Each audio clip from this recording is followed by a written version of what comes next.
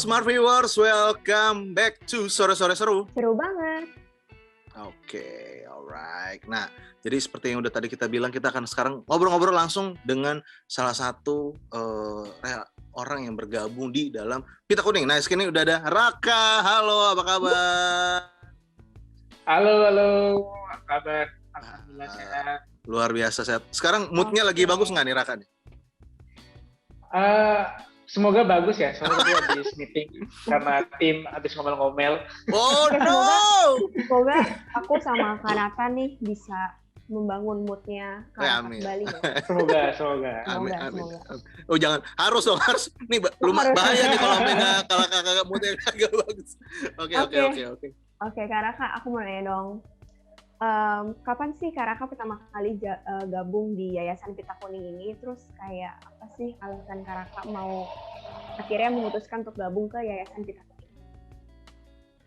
Bergabung 25 November 2020. 2020. Okay. Jadi jalan 6 bulan lah ya. 20 gitu. Kalau ngomongin sejarahnya bergabung mau panjang pasti ini nggak apa-apa nih. Kita 1 jam 2 jam hajar ya. Dipersempit mungkin ya, ini dipersempit. Bincang sore jadi bintang malam nanti. Obrolan sore jadi obrolan malam. Long story karena aku kenal sama pembinanya, Mas Panji Pragiwaksono, udah lama. Jadi aku teman sama beliau. Terus di awal November beliau WhatsApp untuk ngajak ngobrol gitu dan bertanya sih sebenarnya lu lagi kerja di mana sekarang? Kayaknya yayasan gue butuh lu deh. Gitu. Pada saat itu ya memang karena aku tahu Mas Panji dan beberapa teman running yayasan kanker anak, jadi akhirnya aku coba ngobrol langsung dari ke Mas Panji, nanya. Pada saat itu aku lagi aktif di salah satu yayasan juga, salah satu NGO kepemudaan juga gitu, ngelit di sana. Terus ngobrol, diajak discuss, brainstorm, terus coba untuk share beberapa ideas soal terkait dengan bagaimana Pita Kuning bisa berkembang. Dan akhirnya ketemu sama Mas Teni, salah satu pembina yang lain juga, terus ngobrol banyak hal dan tertarik tuh untuk kayaknya lu cocok jadi ketua di sini, jadi chairman di Pita Kuning. Wah, kenapa tiba-tiba jadi chairman? Karena pada saat itu Mas Panji minta untuk aku untuk nge-lead program aja gitu. Akhirnya berproses sekitar seminggu 2 minggu, akhirnya gitu deh kita bismillah untuk ambil amanah ini untuk bisa nge-lead teman-teman di Pita Kuning. Jadi dewannya di 25 November 2020 untuk nge-lead teman-teman di Pita Kuning. Oke, luar biasa. Nah ini jadi akhirnya per tanggal itu akhirnya join ke Pita Kuning. Nah sebelum lebih jauh lagi nih ngobrol, boleh dijelasin dulu dong ke teman-teman Smart Viewers yang lagi nonton, Yayasan Pita Kuning ini sebenarnya yayasan yang untuk kemana sih Mas gitu? Oke, namanya nama brandnya Pita Kuning, nama yayasannya Yayasan Pita Kuning Anak Indonesia. Gitu. Jadi Yayasan Pita Kuning Anak Indonesia ini memang adalah sebuah yayasan yang memberikan pendampingan secara psikososial dengan menggunakan metode perawatan paliatif kepada anak-anak dengan kanker usia 0 hingga 18 tahun gitu. Jadi kami memberikan dukungan bukan hanya psikososial bersifat rekreasional, tapi juga bisa mendampingi dari segi pembiayaan baik itu medis ataupun juga non medis. Non medis itu terkait dengan kebutuhan, terus juga semua aktivitas yang terkait dengan perawatan paliatif. Kalau misalkan teman-teman tanya perawatan paliatif itu apa, kami selalu bilang bahwa perawatan paliatif itu adalah perawatan yang diberikan oleh beberapa pihak berkolaborasi untuk bisa mendampingi pasien-pasien terminal dengan memberikan kebahagiaan di akhir masa hidupnya. Jadi makanya cenderung bersifat rekreasional yang kami bisa berikan di sini, ataupun juga kebutuhan-kebutuhan pendampingan psikososial yang dilakukan oleh teman-teman bersertifikasi dari teman-teman social worker atau pekerja sosial. Gitu. Oke, I see. Siap. Terus apa yang ngebuat Yayasan Pita Kuning ini tuh akhirnya mutusin untuk concern kepada penyakit kanker terus dikhususkan untuk anak-anak? Ya ini tidak bisa terlepas dari sejarah ya. Dulu Mas Panji dan Mas Teni kan dua orang founder dari yayasan ini ketika tahun 2006 mereka masih aktif jadi penyiar radio di salah satu radio swasta di Jakarta. Pada saat itu di program Ramadan bikin sebuah program mungkin program yang berbuat kebaikan lah ya, terus tertujulah pada salah satu isu kanker, terutama isu kanker anak. Nah setelah itu ternyata ramai, terus banyak relawannya, programnya selesai, ternyata kebaikannya tetap berlanjut. Nah akhirnya pada saat itu terbentuklah CITRI ya, Community Children with Cancer gitu. Jadi menjadi komunitas dulu.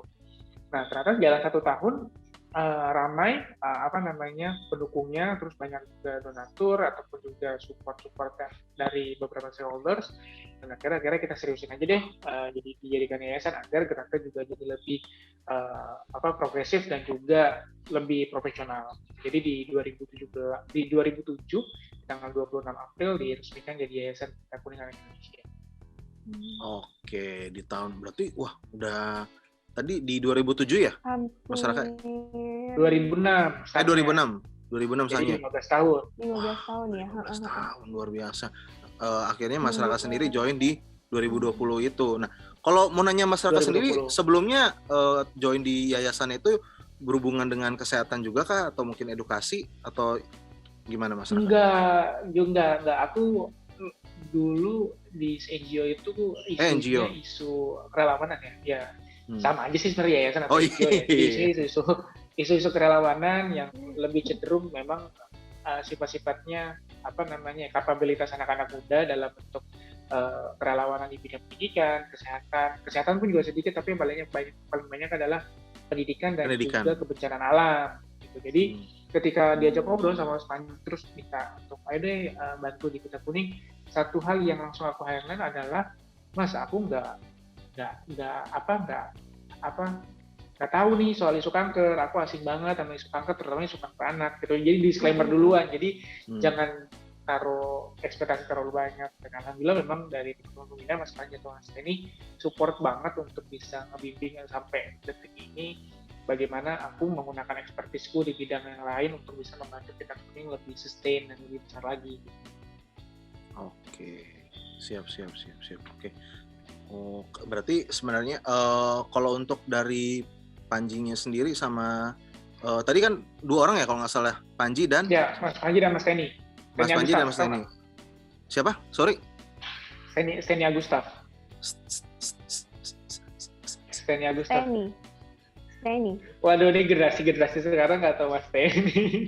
Dia dulu punya radio, terus pembawa acaranya Pintu Terakhir. Gue kalau lihat muka pasti gue tahu. Aduh, bentar. Iya, dia sekarang udah aktifnya di dunia itu. Adalah 2 entertainer lah. Oh iya, pokoknya ntar. Pengawas kami itu Pak Indro Warkop. Oh iya Pak. Jadi bertiga itu membantu aku sampai saat ini, bisa membimbing teman-teman di Pita Kuning.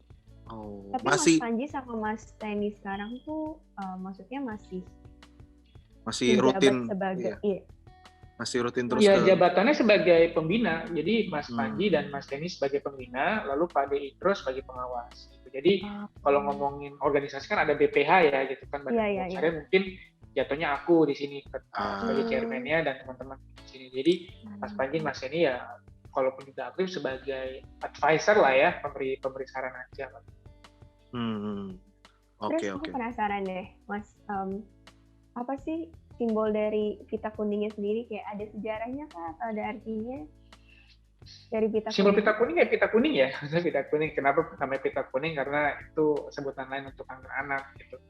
Jadi kalau misalkan kalau untuk dewasa kan ada kanker payudara kan identik dengan pita pink gitu kan. Ini Pita Kuning untuk kanker anak gitu.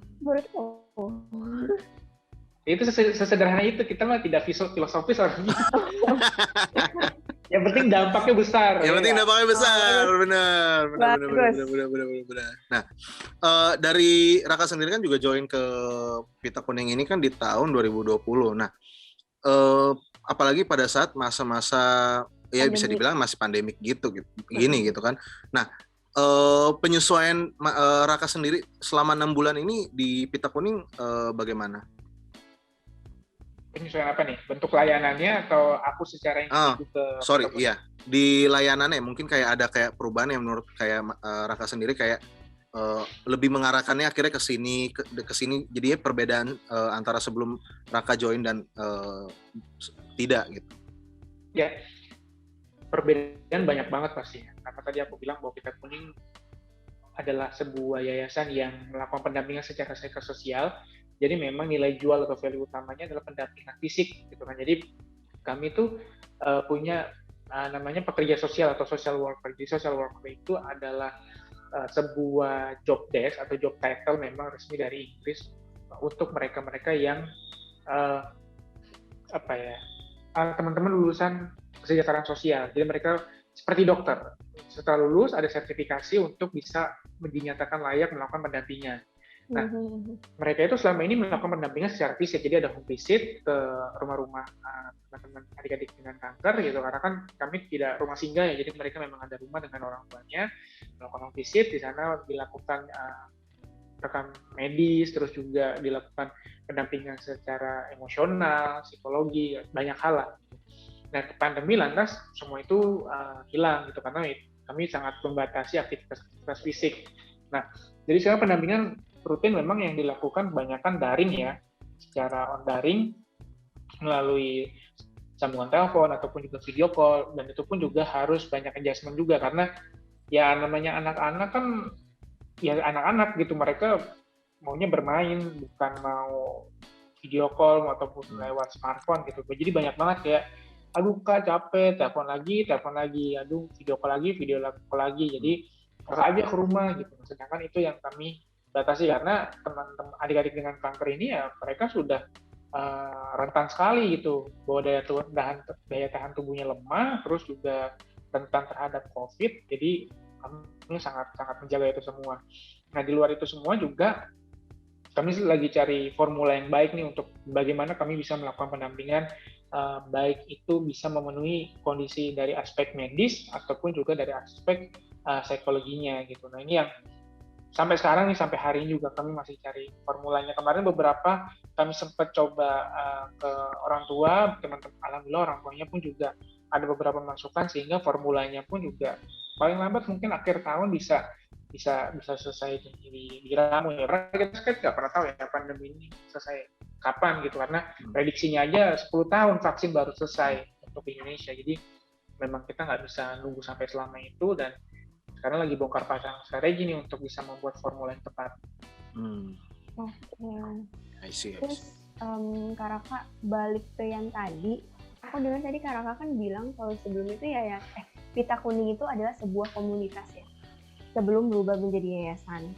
Aku mau nanya dong, kayak apa sih yang dibutuhin, terus kenapa tiba-tiba bisa berubah untuk menjadi yayasan Pita Kuning?